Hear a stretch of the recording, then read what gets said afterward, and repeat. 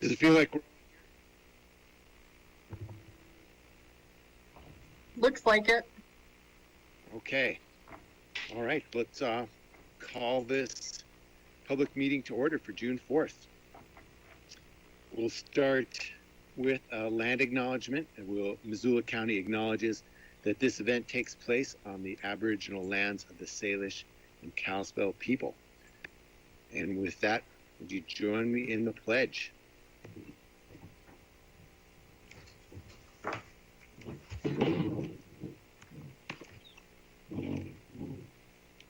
Pledge allegiance to the flag of the United States of America and to the republic for which it stands, one nation, under God, indivisible, with liberty and justice for all.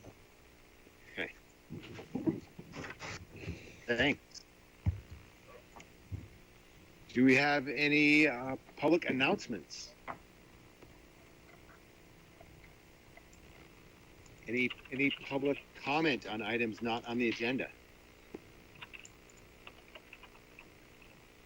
Okay, we'll let you all know that from May 20th to May 27th, we have received $1,277,105.93 in claims to Missoula County, and you can go to our website and check out how that money was spent.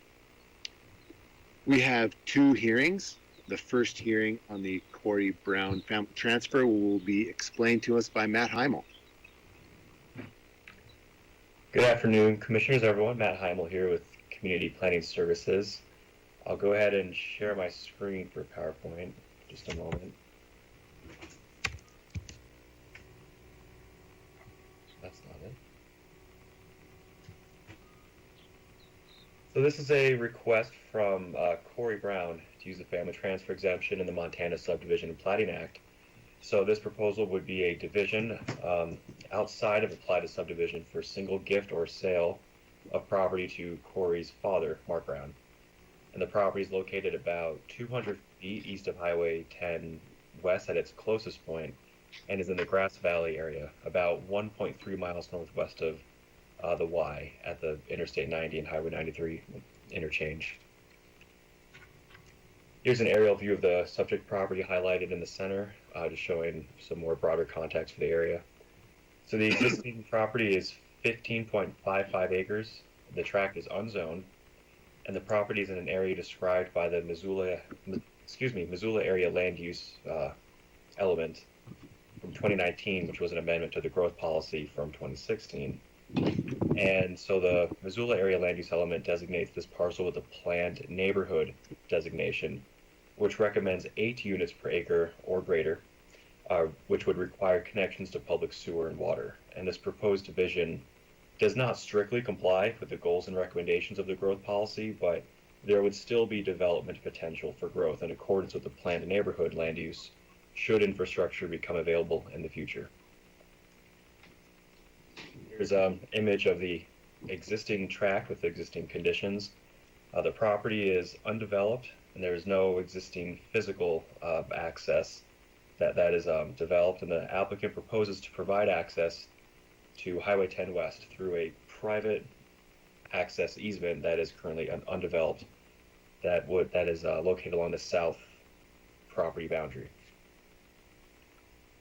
This image shows the proposed tracts layout. So the proposed transfer would result in 2 total tracts. The parent tract, which would remain under ownership by the claimant, Corey, would be reduced to approximately 11.05 acres on the east portion of the property, and then the tract to be transferred to the claimant's father, Mark, would be about 4.5 acres in the northwest section of the property, as you can see, divided by the red line. And the applicant has stated that the transfer tract is intended for residential use. So any subdivision exemption affidavit gets reviewed against criteria for the evasion of subdivision review. And in our review of this proposal, we identified 4 of those criteria, and I'll touch on each one, and then I'll have some questions for the claimants after I go through these.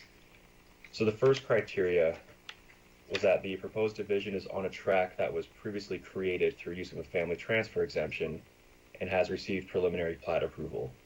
So this parcel was originally created through a family transfer exemption in 1992, and the tract was also granted preliminary plat approval in 2008. The second criteria is that the claimant is in the business of constructing, dividing. Let me restate that. So one of the criteria is whether or not the claimant is in the business of constructing or dividing, developing, or selling land. And while the application doesn't really directly indicate this, the claimant is a registered agent of a excavation company, so not necessarily a subdivider going to subdivide, develop, and sell land. The third criteria is whether the original tract was transferred to the claimant within the past 2 years. And I'd like to point out that there is a date typo in the staff analysis. This criteria does still apply. The claimant acquired the property through a warranty deed on November 29th of 2018. And the analysis on this portion erroneously states that it was by quitclaim deed in November of 2019. So the correct ownership history is the claimant acquired through a warranty deed November of 2018, still within the last 2 years. And the fourth and final criteria for this is that an exempt division for this tract has previously been denied. So this image shows the proposed conditions for a former family transfer proposal that was denied in August of 2019. So the county commissioners denied a request by Corey Brown to create 5 additional tracts through the use of the family transfer exemption. So there would be 5 new tracts, 4 of which were proposed to go to children who are minors, and 1 of the tracts was going to go to the claimant's father. And the current configuration, which I'll go back to, is, like we said, only for 1 new tract. And so in the deliberations from August of 2019 for the last proposal, the board found that the evidence to support denial relied heavily on the transfer to children that are minors and the number of lots proposed. And the proposal before us today is just for one new tract to an adult who is the claimant's father. So that concludes my presentation of the application, and I now have some questions to ask for the claimant. Yes, this is Corey. Hi, Corey. Could you just please state your full name for the record? Corey Brown. Okay, thanks. I have 5 questions for you. So the first, Okay. Did you buy the property with the intent of dividing it? No, Thank you. Do you or your transferee intend to transfer the property within the next year? no, Thank you. Have you talked to anyone at the county about going through subdivision review? no. Except in our last meeting, like the last time I applied. Okay. And will the property be developed? The transferred property? Yes. Yeah, my dad's gonna build his residence there. And I know you just touched on it, but the last question, will the recipient of the property be residing on the property? Yes. Okay, thanks. That concludes my Thank you. questions. So commissioners, based on the facts as presented in the exemption affidavit and contained in our analysis, there does not appear to be an attempt to evade subdivision review, and staff is recommending that the requested family transfer be approved as proposed. And I can take any questions from here. Do we have any comment from Mr. Brown or his representative? Nope. Just, I think the last time we went around this process, I had a bunch of I had my 4 children that I was trying to get parcels to, and I think in that whole time we discussed that proposal, it was pretty well affirmed that my dad has every intention of wanting to build a house there, and still does, and would like to move forward as soon as possible. So that's why I've reapplied, asking for this exemption so I can give him this parcel so he can build a house. Thanks. Dave or Juan, do you have questions? No, unless there's other public comment out there on it, I do not. No, I don't either. I'd say I appreciate the straightforwardness of this. John Commissioner- Hart wanted to Yeah, say this something. is John Hart. I would just like to add to Matt Heimel's presentation, because I want you to start thinking in terms of the evasion criteria when you review exemption applications. You may do that already, so this may just be noise to you, but I just want to point out that for purposes of a family transfer exemption application, there are 8 rebuttable presumptions, and those are outlined in Chapter 8 of the Missoula County Subdivision Regulations. And Matt talked about just one of the 8, and that's because the analysis of his office was that just one of the 8 rebuttable presumptions was triggered in their review, and that was the one that found that the original parcel was created through a family transfer. So I want to point out, in terms of the rebuttable presumption, that there were 7 others that were not triggered. And I think for brevity, because those are analyzed in the staff report that you have in your packet, I think Matt doesn't hit all of them. He just hits the ones that are triggered. And then we move on to the evasion criteria, and there are 20 evasion criteria, and at least one of those has some subparts to it. So there's in excess of 20 different evasion criteria that we have in our subdivision regulations for family transfer exemptions. And Matt touched on the 3 of those 20 plus criteria that were actually triggered. But I just did want to make the point that there are, the majority of these were not triggered, but nonetheless, Matt does not go through each one of them verbatim and point out that they're not triggered. So I just thought I would add that for what it was worth. Thank you. Thank you. Thank you. And then that makes me question again, Matt, the mistake, are we looking at the mistaken date, or do you have the correct date? I can't remember what date it is. I stated the correct date into the record. The highlighted criteria in the analysis has an incorrect date, but the correct that I'm stating here is acquired through a warranty deed on November 29th of 2018. Okay, thanks.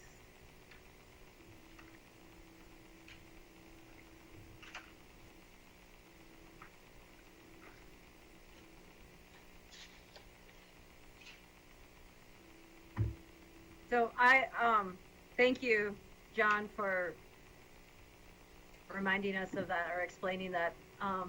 I'd make a motion to recommend that the request by Mr. Brown to utilize family transfer be approved. Is there, Josh, was there any other public comment? Oh, sorry. I'm sorry. Sorry, is there any other comment on this?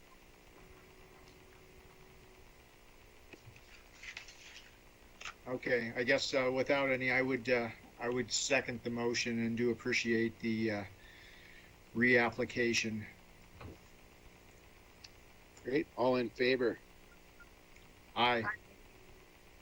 Thank you, Mr. Brown. Thank you, Mr. Heimel. Thank you, Mr. Hart. Thank you guys very much. I sure appreciate it. Thank you. Next up, we have our own Tim Worley to talk to us about Gallatin Estates.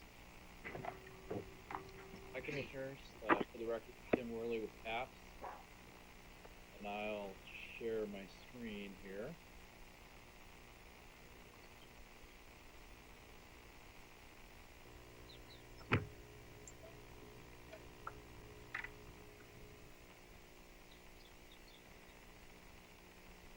This is Gallatin Estates Phasing Plan Extension, which is a request by Joy Earls on behalf of the Crofts family. The property in question is northwest of the Y on Waldo Road.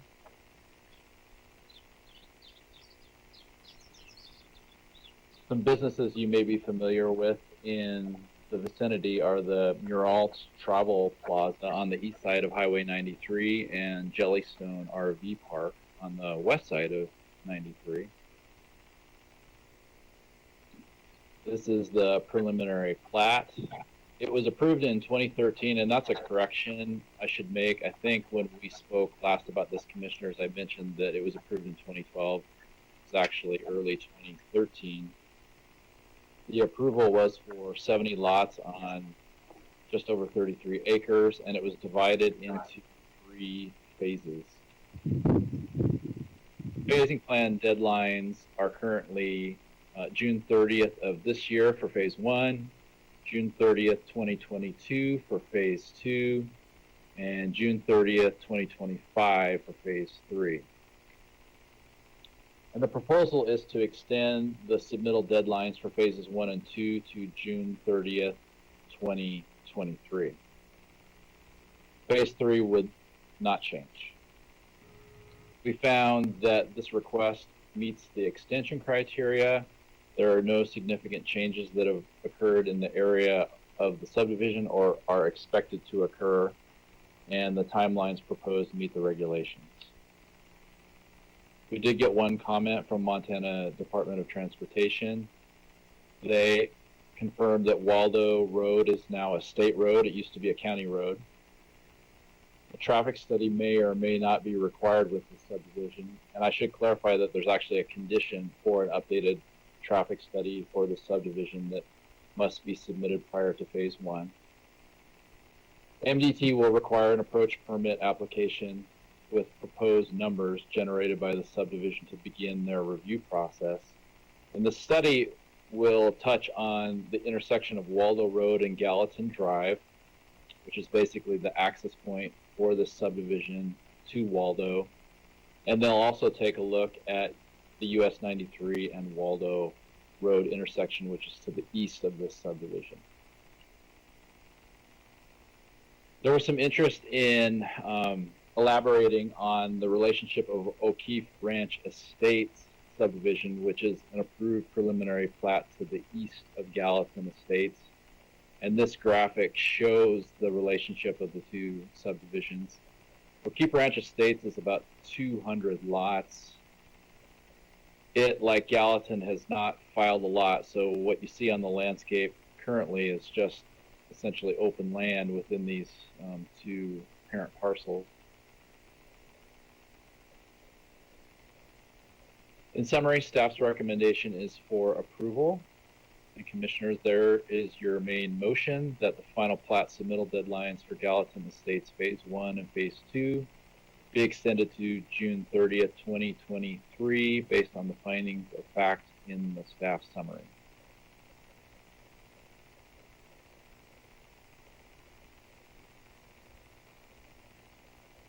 Let me know if you have any questions.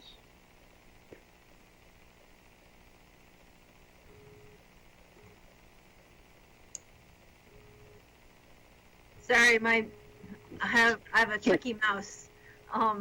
Ms. Earls, would you, oh, go for it, Juan. I was just wondering if Tim could go back to the show the subdivision further to the east. Thank you. And is that, my screen is super small, I'm sorry. Is that O'Keefe Creek is the blue line, or is that a road? O'Keefe Creek is right here. I don't know if you can see my cursor. Let me do the control click trick on that, which There's the trace of O'Keefe right there, I believe. Oh, thank you. And then I don't think it necessarily matches up perfectly between these two flats, but I think this might be it here. I don't know. Now I see it. Okay, thank you.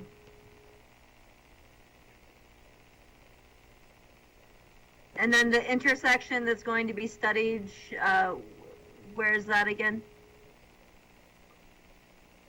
The first intersection is right here, although I should point out that Waldo has been completely reconstructed, so a lot of these curves have actually been eliminated from Waldo Road. And then the second intersection, and probably the more important intersection to be studied, is Waldo and 93, which is actually off this graphic.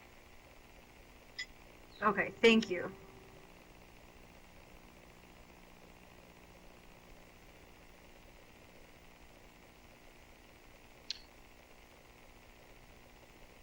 Joy, do you have anything to speak to on this?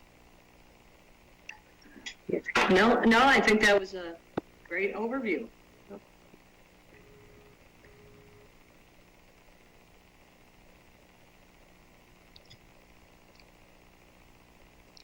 All right, so I just wanted to ask you a question, Joy. Could you describe the reasoning for the delay or that ask for an extension? The reason, yes, we've had it for sale, and right now we do have a prospective buyer. We are under contract with the property. So, they're in their due diligence process right now. But prior to this, we did not have a buyer, and the current sellers were not in a position to continue the project. So that's why it was on hold.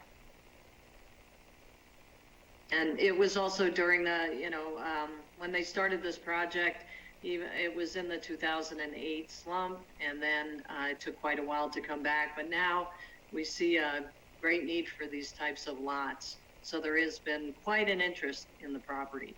So I guess the whole market's changed, and now we see this that it could come about at this point, and shows with having a buyer now in place. Okay. Thanks. Dave or Juan, do you have any questions?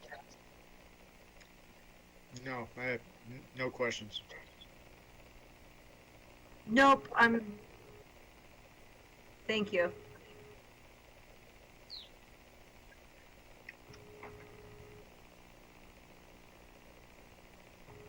Well then, I'm Is there- sorry. Is there any public Any comment? public comment?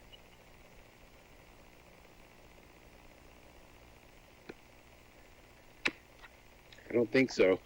Okay, well, I will go ahead and move that the final plat submittal deadlines for Gallatin Estates Phase 1 and Phase 2 be extended to June 30th, 2023, based on the findings of fact in the staff summary. Second. Great, all in favor? Aye. Aye. There we go. Thanks, Joy Thank you. and Leland and Tim. All right, I do believe that's all our hearings. Do we have anything else that I missed? Wow, that was fast. I know. Bam, bam. I think we're Glad, done.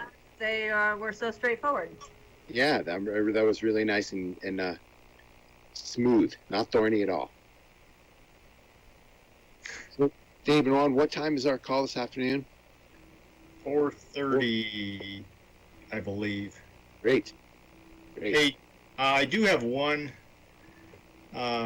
note. This is for Emmy. I just noticed today, after all this time, that the electronic version of our agenda that shows the agenda items and files does not match the